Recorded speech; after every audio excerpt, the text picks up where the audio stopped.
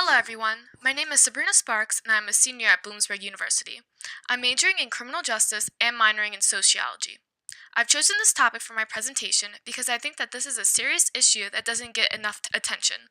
Hopefully you will have a little more information about human trafficking after watching this video than you had before. So, what is human trafficking? The United Nations defines human trafficking as the recruitment, transportation, transfer, harboring, or receipt of persons by means of a threat or use of force or other forms of coercion, abduction, fraud, deception, the abuse of power or of a position of vulnerability, or of the giving or receiving of payments or benefits to achieve the consent of a person having control over another person for the purpose of exploitation. Exploitation includes the exploitation of the prostitution of others or other forms of sexual exploitation, forced labor services, slavery, or practices similar to slavery, servitude, or the removal of organs. Now, there are three elements of human trafficking: the act, the means, and the purpose. First is the act. The act is what is done and includes the recruitment, transportation, transfer, harboring, or receipt of persons. Second is the means. The means is how it is done, and is the threat of force or the use of force, coercion, abduction, fraud, deception, abuse of power or vulnerability, or giving payments or benefits to a person in control of the victim. Last is the purpose. The purpose is why it is done, and can include exploitation, which includes exploiting the prostitution of others, sexual exploitation, forced labor, slavery, or similar practices, and the removal of organs. There are many types of human trafficking, such as forced child labor, child soldiers, trafficking for tissues, cells, and organs, and people smuggling, just to name a few. However, the top three most common types of human trafficking are sex trafficking, forced labor, and debt bondage. Sex trafficking is defined as the illegal business of recruiting, harboring, transporting, obtaining, or providing a person, and especially a minor, for the purpose of sex. Forced labor is when a group of people are forced to work physically demanding jobs with no pay. Debt bondage occurs when a person is forced to work to pay off a debt, and they are usually tricked into working for little or no pay and have no control over their debt. Many people all around the world are affected by human trafficking. It is estimated that there are between 20 and 30 million slaves in the world today, and that about 600,000 and 800,000 individuals are trafficked across international borders every year. Out of those numbers, about 80% are females and 50% are children. According to the graphic on the right, in regards to labor trafficking, 60% are males and 40% are women. However, when it comes to sex trafficking, 98% are women and 2% are male. Traffickers have no specific criteria when out looking for victims. However, there are a few things that can put you at greater risk of being a victim of human trafficking. For example, runaway and homeless youth are at a great risk of being trafficked, as well as individuals who have experienced violence and trauma in the past. Traffickers are able to notice the vulnerabilities left by past abuses, making these individuals' chances of being trafficked much higher. For my presentation, I wanted to focus mainly on the Russian involvement with human trafficking. Russia is a Tier 3 country according to the U.S. Department of State. This means that Russia's government does not fully comply with the minimum standards and are not making significant efforts to do so in the eyes of the state.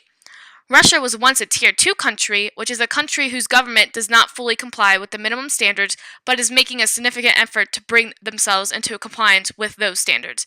Ever since 2013, however, Russia has been downgraded from a Tier 2 to a Tier 3. Russia is a source, transit, and destination country for men, women, and children subjected to forced labor and sex trafficking.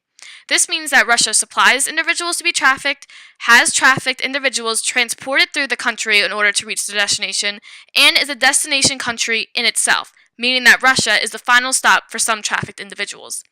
Labor trafficking remains the predominant human trafficking problem within Russia, and it is estimated that up to 12 million foreign workers are in Russia. Sex trafficking is also predominant in Russia. An example of this would be mail-order brides. Mail-order brides are women who are explicitly looking for a husband and advertise themselves through international marriage agencies that publicize their availability. It is estimated that around 100,000 mail-order brides are available for purchase each year. The graphic to the right shows a screenshot of a Russian mail-order bride website. This slide will mainly focus on the history of human trafficking awareness in Russia. In the 1990s, two social scientists in Russia named Elena Turukanova and Natalia Kodreva attempted to expose the problem of human trafficking.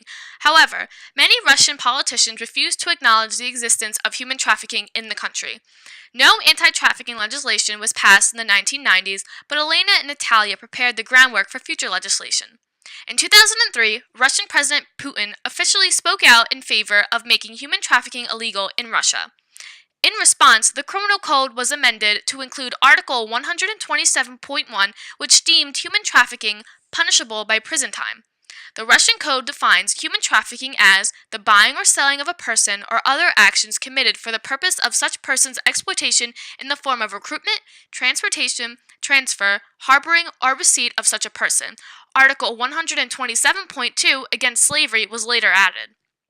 In 2013, the United States Department downgraded Russia a Tier 2 country to a Tier 3 country due to the fact that Russia is no longer sufficiently meeting anti-trafficking standards in the eyes of the State Department. There are many things that you can do to help end human trafficking. You can volunteer and support anti-trafficking efforts in your community. Massachusetts created a human trafficking task force, which strengthens protections for victims of trafficking and makes using the internet as a trafficking tool a punishable offense. Massachusetts was also rated one of the most improved states by the Polaris Project. You can also help organize a fundraiser and donate the proceeds to an anti-trafficking organization. There are many anti-trafficking organizations such as Polaris, Anti-Slavery International, A Better World, and Free the Slaves, just to name a few. You can also learn the indicators of human trafficking so you can help identify a potential trafficking victim. There are many indicators of human trafficking, such as individuals under 18 and involved in prostitution, individuals living in poor living conditions, individuals living with their employer, and individuals displaying fearful and submissive behavior. You can also practice being a conscientious and informed consumer. Ask yourself, who made your clothes and who picked your vegetables? An estimated 21 million people are victims of forced labor. There's a very real possibility that that amazing deal you think you're getting is the product of forced labor. An easy way to avoid purchasing items produced with forced labor is to buy from stores that actively fight against human trafficking. Some of these outlets include Sudara, an ethical and fair trade apparel line whose products are all made by at-risk or rescued women in India, My Sister, a Minnesota-based company that works to prevent the spread of human trafficking, raise awareness in their community, and fund organizations that provide aftercare to victims, Girls Set Free, which is a women's clothing line that advocates and supports the freedom of women locally and globally, and Good Paper, which sells handmade greeting cards made by women who have escaped trafficking in the Philippines and young adults orphaned in Rwanda. Here is a list of references that I've used throughout this presentation. Thank you so much for spending this time with me. I hope that you have learned some things about human trafficking and how you can help prevent it.